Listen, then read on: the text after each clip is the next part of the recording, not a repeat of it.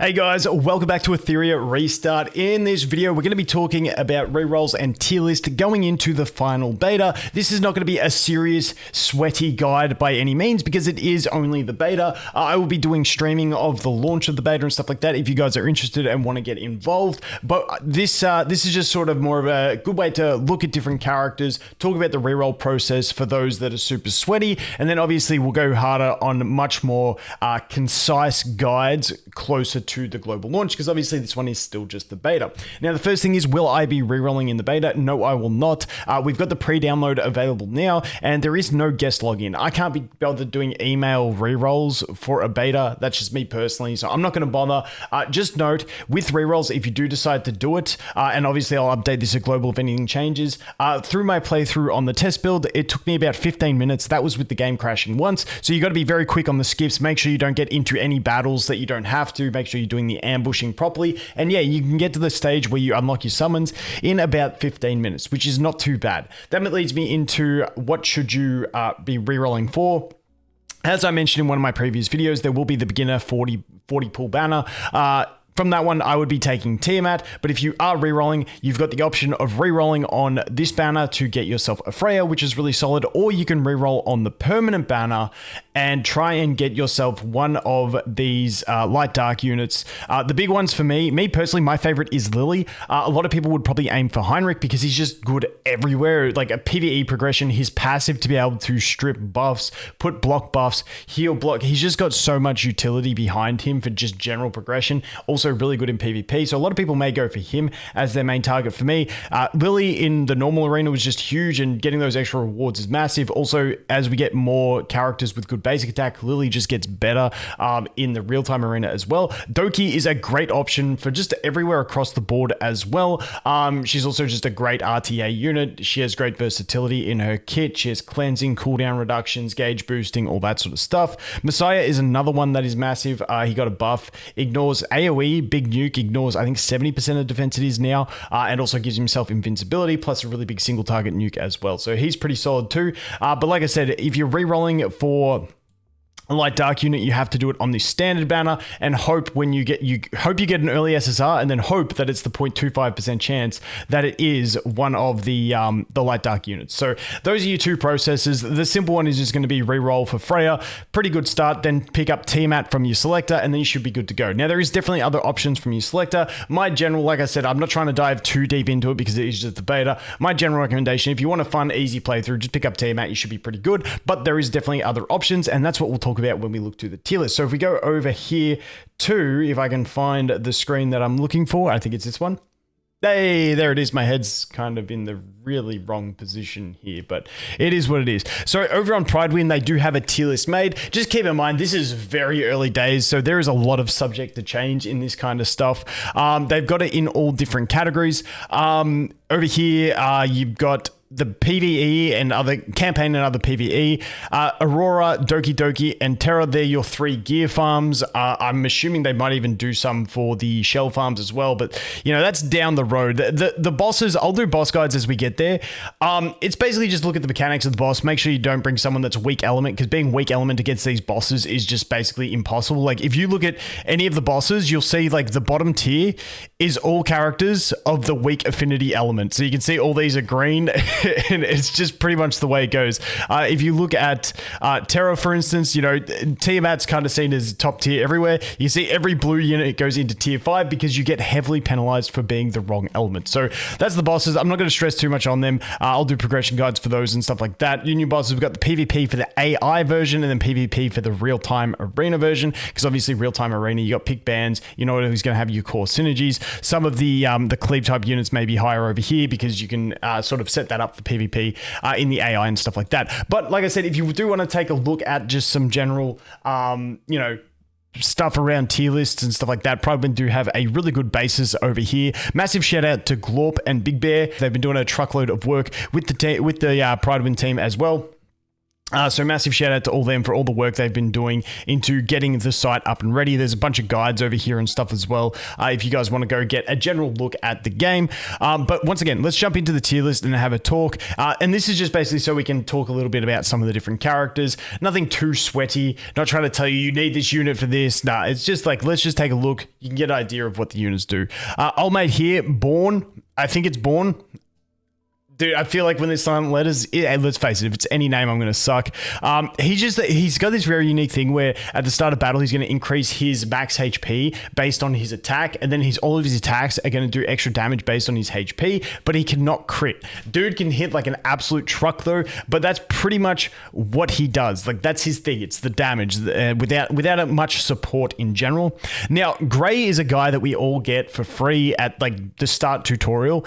Basically, he has a skill 2 that gives his whole team a crit buff and then grants himself an extra turn. Then his skill 3 is an AoE defense break with damage, which is pretty solid in general, good general kit. Now, the one thing I will say about crit buffs in this game is that the substats on the gear are actually really low rolls. Often in games like this, you see higher rolls on the crit substats. So having a crit buff, even though in a lot of games it seems like, oh, we'll just build your thing for 100% crit. Thing in this game is if you can get that crit buff on something that's also giving you the AoE defense shred for a cleave comp, it's really nice because it allows you to build with a little bit less crit rate. And even though the main stat on your modules, if you choose a main stat as a crit, it goes very high. If you can just stick to crit damage there and get, you know, your little bits of substats, crit rate, and then finish it off with the Gray, it is actually quite nice. Sorry, I got to get nailed in on that because the game is a little bit different to other games in terms of crit substat rolls. Messiah, I mentioned him earlier. Big AoE nuke, ignores 70% of defense and grants himself invincibility. Big single target nuke on his skill 2. Really, really solid. Rosa is a very unique one. She's one of the new characters. She's very basic attack focused, where she puts this debuff on and she will team up with allies when they crit enemies with this debuff. So she's, and they also take increased damage from basic attacks. I'm trying to remember everything out of her kit right now, but she's a very basic attack focused and follow-up focused unit. I think Rosa is actually going to be like a sleeper hit.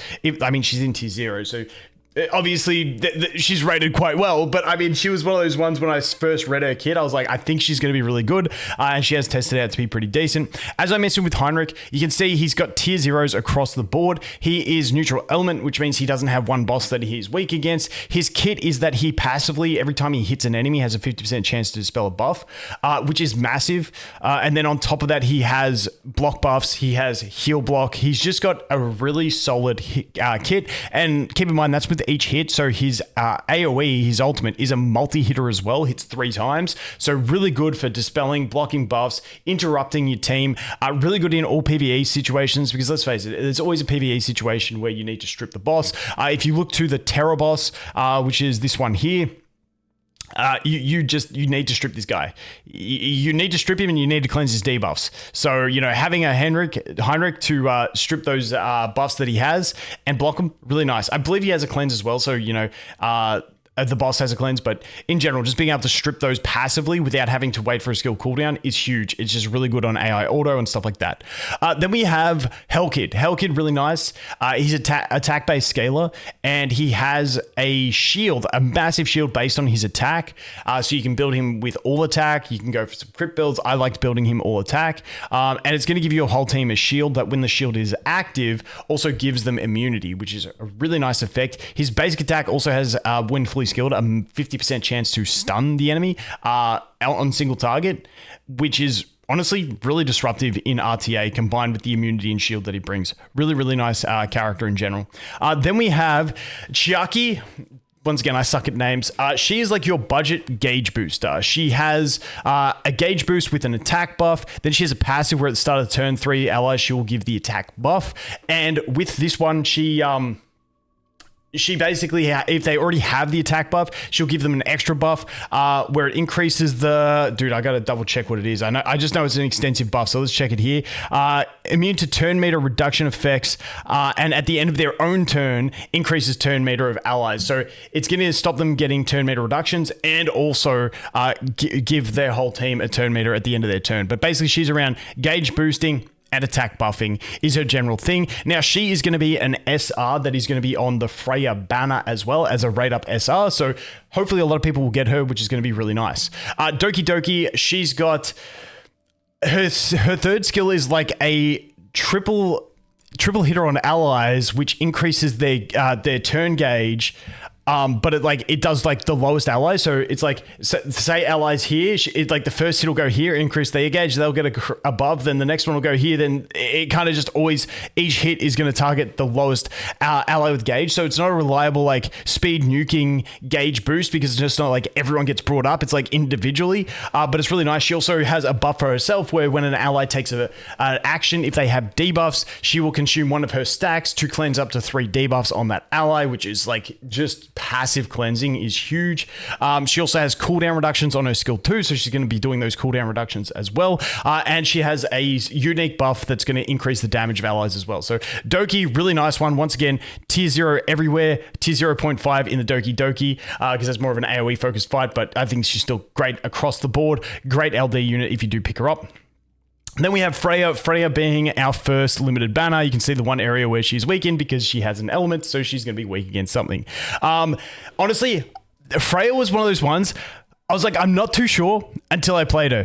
Like, I mean, I always thought her kit looked solid, but like I wasn't completely sold until I played her, and I'm like, okay, yeah. The way her gauge boosting works is really nice. It's a passive, so she can use her attack boost to gauge boost. She can also use her defense boost to gauge boost. She just has a lot in her kit. She's got the debuff that can reduce. She can reduce the gauge of enemies. She can also provide some extra lifesteal to allies. She's just an all-round great unit, especially for PvE. And now through my testing, I do think she is going to be great in PvP as well.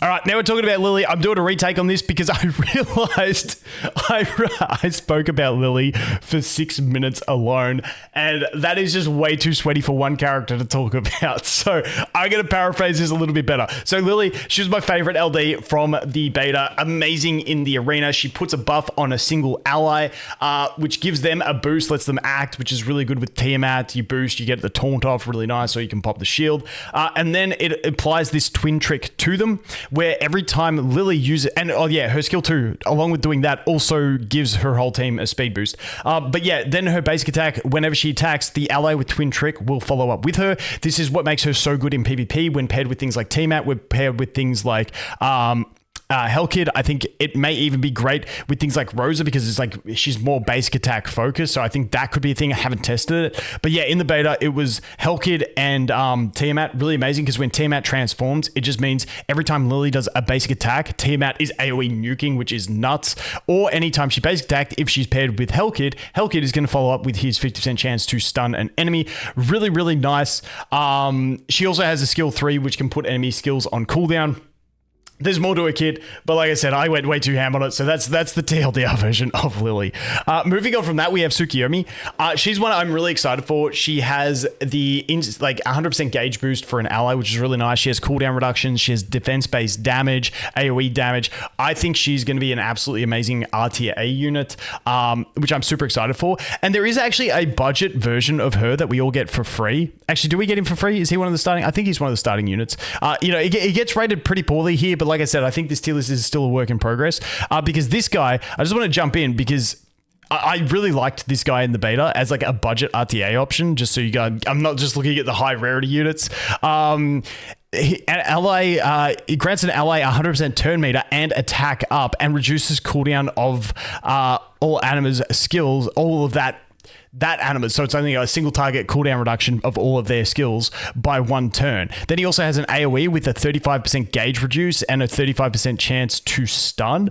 I just think his kit is really nice, and there's like a cheesy thing you can do because you get him for free, and we can already see that Grey is a pretty high rated unit, and because Grey has 2-3 turn cooldowns and grants himself an extra turn, and then Old Mate down here does the boost with the gauge reduction, you can actually do Grey's skill 2 where you grant your whole team a crit buff, and then use his skill 3 where you AoE Death Break.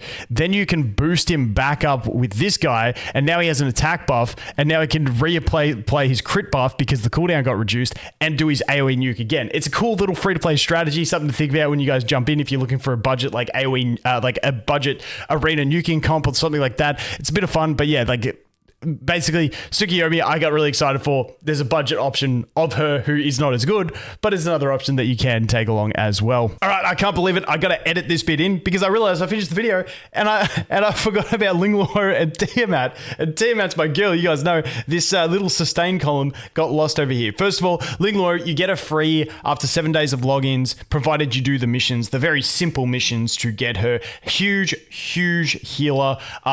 You got cleansing on the basic. You got buff extension on the second plus big healing. You got more big healing on the skill 3 with immunity. Just an all-round healing powerhouse, essentially. Then we have Tiamat. I've said to the guys at Prydwen, I think Tiamat belongs in the DPS section. Anytime I bring Tiamat into a team, she's not there as a sustain. She is there as the nuker. Like, that is her sole purpose. So I anticipate we may see her moved over into the DPS category. Her only sustain is her skill 2, which sacrifices her HP, puts a shield on all allies and a heal over time. But that's not the big thing about her. Her skill 3 is an AoE taunt, which is really nice in a lot of situations. And then her whole thing is her passive. She has the passive. You guys have probably seen other videos of me with Tiamat because I love this character. Her passive is, as she takes cumulative damage or healing equal to, I think at max skill now it's 13% of her max HP. So as she either gains 13% or loses 13%, she gains a stack of her buff. When she hits 8 stacks, she turns into her demon mother form, and she only has one attack, which is a basic attack, which is a massive ass nuke, which is based on HP. She's absolutely amazing. I love this character. She is my select summon recommendation. She's just really fun and really easy to play. You just build her with HP, ignore crit in the early game altogether, and just build her for HP, and she's going to do a ton of damage just because she's chunky, and that's pretty much it. She's just an amazing character. She's a support in her base form with those shields healing over time and AoE taunts, and then she just turns into an absolute beast of an AoE nuker. Now, she doesn't stay in her ult form for long because each attack she does, she loses increasing amounts of stacks of her buff. Once she uses an attack and ends up depletes them, then she will go back into her standard form. But sometimes that's a really good thing, so you can put the shield back up and stuff like that. So she's absolutely amazing in my opinion. Once again, she works really well with that Lily, because when Lily uses a basic attack after buffing Tiamat, and Tiamat's in that mother form, she's just going to AoE nuke everything. Works really well on a Bramble set, which is a revenge set, because she's going to revenge and use the big AoE nuke again. So I just love everything about Tiamat. I think she's absolutely amazing. But like I said, I do think she's more of a DPS than a sustain. Now, I'm not going to go there is so many characters. Let's go through some of my favorites here, because otherwise I'm going to be talking forever. I will do more videos on a lot more things as we go. Sonya, amazing SR unit, especially when paired with Tiamat. I'm a massive fan. She increases max HP. She has a revive. She got a little nerf on the cooldown of her revive. When it revives, it increases the cooldown, but it's still not too bad. She has the revive. She has a passive at the end of her turn. She's going to heal 2 lowest allies and cleanse. I think it's 1 debuff or 2 debuff. Well, it's just 1. It's just the 1 at the moment. Yeah, 1 debuff off them. Really nice. When she uses her basic attack, she's going to give herself a gauge boost. So if she does have the basic attack, she's still healing after it because of her passive. But then she's also getting around to her turn a lot faster. Rahu was amazing. Defense scaling, has defense buff, AoE defense damage. Over time, he's going to gain these extra stacks. He also has a chance to follow up when due to his passive as well. Really crazy type of unit.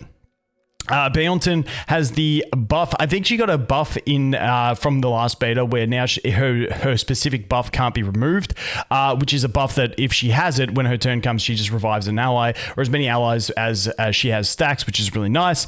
Lilith, really solid. Bomb unit, so you put the bombs on, then you get an extra turn, then you can instant explode one and reset their gauge to 0. Her bomb, when she does her bombs, also has an AoE slow. Really solid unit. Just, immunities, cleanses, there's a lot of them out there, which kind of hurts her progression. But like, if you can place a bomb on all of the enemy team and then explode one of them on an enemy and reset their turn gauge, they're effectively out of the game for 2 turns because you push them to 0 turn gauge and they're stunned. So they're going to have to work all the way up their turn gauge. Then they'll have to come out of their stun, then they go back to 0 and they got to work all their way up. Really nice. Then if the other enemies can't cleanse it, then they're just getting blown up. But there is just a lot of cleansing in the game for PvP and stuff like that. I think Lily is an amazing PvE character though. Great in PvP. I think for me, she's one of those ones in multi-round RTA type stuff. If you go in and you see that, your enemy doesn't have massive amounts of cleanses, they don't have immunity on them, then maybe it's a good thing that it's round 2 you can bring her in because maybe they're susceptible to it. So we'll have to wait and see. Kloss, amazing debuffer. She also has like her own unique debuffs on top of general debuffs that also reduce speed, and it can't be dispelled. It can go into like a big form. Sometimes with Kloss, because it's like stacking, sometimes it's better if she dies when it's at like 2 stacks, because when it goes to 3 stacks, then it has a countdown and then it like disappears and then it counts back up. So I found in beta, I was often like hoping she'd die at 2 stacks, so it's not the max debuff, but then I don't have to reapply it anymore and I get like the permanent debuff as well. So she's really, really solid. Obol, a really, really good SR unit. He can convert buffs into poisons for the enemy. So one of the few dispellers out there, also has a chance for AoE stuns as well. Really, really nice unit. Old mate here, Marvel. Honestly, I don't know too much about Marvel. I haven't dived too deep into his kit personally. Something I've really got to get around to. Hoyan is not going to be in this beta. Massive single target nuker. I hope they stay true to what she is when she does come back to the game. But, you know, we'll have to wait and see. I absolutely love Hoyan as a character. Big poisons over here. Lian is the one that you start with. You know, you got your big AoE turn gauge steal, so she can hit all enemies, steal, basically get boosted back up, and then her skill 2 is like a random hitter. You do have a bunch of missions, so you will have to basically build her, but we do have a free reset, so if you build her and you don't want to use her, you can go ahead and reset her as well. Ramoka has a really interesting kit where she has like this big single target nuke that does like splash damage to enemies, but if it kills the main target, it'll do full damage to the enemies, so really, really nice sort of thing. She has more damage that is based on HP lost, I believe it is, so she's good at finishing things off as well. And that's pretty much everything that I really wanted to go through. She is another great unit as well when we start looking at some of the free units. I really like Viper. He's got counterattacks. Valerian, good across, like keep in mind, we're just looking at one area of the tier list, so these guys are good in other areas. Valerian, I was using her for a while in my arena team in beta because once you get her max skilled, she's able to use her buff at the start of battle, meaning if an ally would, she goes into like this dream state, and if an ally would die, she just comes out of the dream state instead of letting them die, which is really nice. So it's like kind of good for avoiding cleave and stuff like that. Victor, really, really like a lot of the CN players in the last beta were using him in PvP, and I got stomped a few times by Victor. Really nice. I don't know how to say her name. The fox girl. I don't even know if it's a fox. Dude, I don't know. But she is cool. She works really well with Doki. She can basically she has an AoE defense break as her skill 3, which also does really decent damage. And she stacks her own buffs every time she gets a buff. And so Doki hits her with enough buffs through the random procs that she basically has no cooldown on her skill 3, because as she gets more stacks, it reduces the current and max cooldown of that skill 3, which is kind of nutty. She can be really ridiculous. I think endgame PvE teams, like when we get to like fully geared, really like trying to speed run dungeons and stuff, I think she is going to be one of the ones, because she just hits so hard AoE every turn. It's nuts. Really fun for PvP as well. Kraken's going to be a really good CC unit. Yeah, I mean, wait, was she the one? Was she the one I was thinking of? Is she the... No, she's the speed up, speed down. Okay, there's two that look very similar. She looks very similar to her. Rin is a really good one for a lot of situations. She has the AoE defense break with taunt. She has the defense up with shield. This is the free-to-play one I was talking about. Sorry, they're both red with horns, and it kind of confused me for a sec. But yeah, she's the one that I really like in general for a lot of situations where you need a red unit. The taunt, the attack break, the defense up, the shield. Really, really good utility in that one. Like I mentioned, there's a lot of useful characters in different areas, but that is just a general summary. I don't want to take too long with this video after I recorded a 6-minute video talking about Lily alone. I had to get rid of that. I was like, dude, I look way too excited about Lily, and she's not even my favorite. It's Tiamat. But hey, that is a look at the tier list. Once again, come over to Prydwen. It is all a work in progress, so it could definitely get changed along the way. Like I said, I'm not going to be re-rolling, but it is about 15 minutes if you do want to. You will have to do emailed re-rolls on the beta. There is no guest login. I'm assuming it's going to be the same with global, which sucks, but I will go through the effort of it at global. Yeah, I'll be streaming, so if you guys want to jump in, I don't know when I'll get this video out, but you can just check the channel. The stream is scheduled on the YouTube channel, and the stream is scheduled to start 30 minutes before the servers are supposed to go live. If they go live early, then obviously we will start early. But anyway, guys, as always, thanks for watching. Hope you have an awesome day, and I look forward to seeing the next one. Cheers.